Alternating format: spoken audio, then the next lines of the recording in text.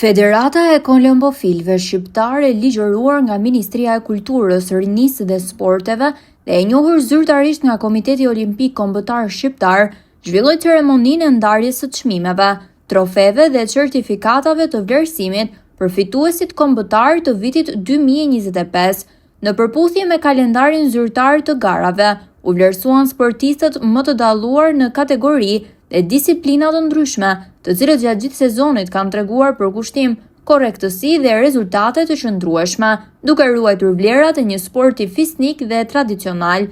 I pranishëm në këtë ceremoni, kryetari i Komitetit Olimpik Kombëtar Shqiptar, zoti Fidel Ylli, u shpreh se kolombofilia është një sport i bukur që meriton mbështetje dhe zhvillim të vazhdueshëm. Zoti Ylli theksoi gjithashtu se kjo është e vetmja federatë e njohur ligjërisht dhe zyrtarisht brenda dhe jashtë vendit, fakt që përbën një garanci serioziteti dhe zhvillimi të qëndrueshëm për të ecur përpara. Kafazin dhe dua t'ju uroj miqve grek për mirëseardhjen dhe këto janë bashkëpunimet mira me fqinjët tanë, me gjithë federatat europiane që ne kemi mundësi kjo federatë të rritet dhe të garojë ndërkombëtarisht në të gjithë aktivitetet që ndodhin.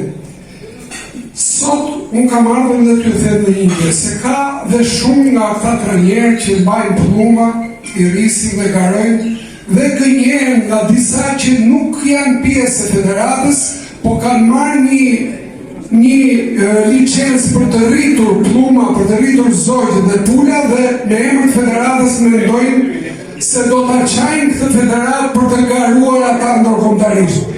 Unë nuk jam krah asnjë federate, unë jam krah e ligjit shqiptar se kam qenë relator në Parlamentin e Ligjit të Sportit dhe një federatë e caktuar e bën këtë lloj sporti dhe kjo është Federata Kolombofilëve Shqiptar me presidentin Ramazan Gjyla.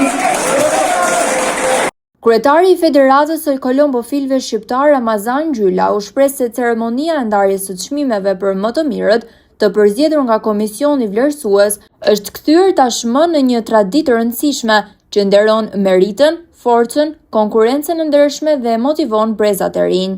Presidentin e Federatës greke bashkë me gjithë juve e kapazit të përbashkët që na ka rënë një ndihmë, na ka rënë hapa shumë përpara që shqiptarët arrin të kuptojnë e të njohin gara se si bërë.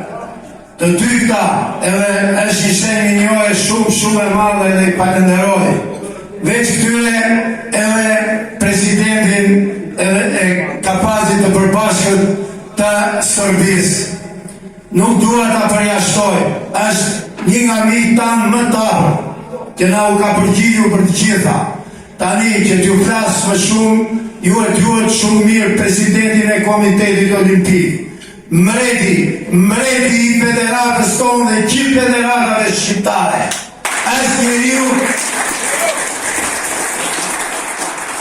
Është njeriu më i përkushtuar për sportin. Si që shikoni në çdo vend, në çdo sport, shikojmë presidentin e Komitetit Olimpik. Ky është një fat, është një shans për çdo lojtar, për çdo sportist shqiptar që të ndjeki presidenti Në këtë mbrëmje vlerësimi mori pjesë dhe kryetari i Federatës së Kolombofilëve të Greqisë, Apostolis Papadopoulos, i cili i dha ceremonisë një dimension ndërkombëtar, duke konfirmuar bashkëpunimin e vazhdueshëm mes federatave si motra. Nata e ndarjes së çmimeve u karakterizua nga objektiviteti i vlerësimeve, emocionet e forta dhe atmosfera festive, ku kupa dhe certifikata u shndruan në simbol të punës së palodhur dhe pasionit për sportin. Federata e Kolombofilëve Shqiptare vlerësoi me certifikat mirënjohje kryetarin e Komitetit Olimpik Kombëtar Shqiptar, zotin Fidel Ylli, për mbështetjen e veçantë që ai ka dhënë. Kryetari i Federatës së Kolombofilëve të Greqisë, Apostolis Papadopoulos, i vlerësuar për bashkëpunimin e vazhdueshëm mes federatave si motra. Çmimi kombëtar ju dha Besnik Kanani, përfaqësues i degës Kavaj Durrës Tiranë, si një vlerësim i veçantë për rezultatet dhe kontributin e dhënë gjatë vitit sportiv.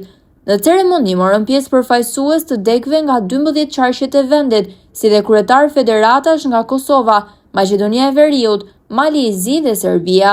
Fituesit u nderuan me kupa dhe certifikata vlerësimi për pikët e grumbulluara përgjatë garave dhe përfaqësimin dinjitoz në të gjitha disiplinat, brenda dhe jashtë vendit. Një ceremoni që nuk vlerësoi vetëm fituesit, por edhe punën vjetore, bashkëpunimin ndërkombëtar, duke dëshmuar se kolombofilia shqiptare nuk një kufi, por vetëm horizontin e suksesit dhe frymën e bashkimit që e mban gjallë kolombofilin shqiptare. Në këtë natë vlerësimi, çdo kup u bë simbol i përkushtimit dhe i ëndrrës, duke dëshmuar se kolombofilia shqiptare, e lindur nga pasioni dhe tradita, ngre flamurin kuqezi lart në qiell dhe në zemrat e atyre që besojnë tek suksesi.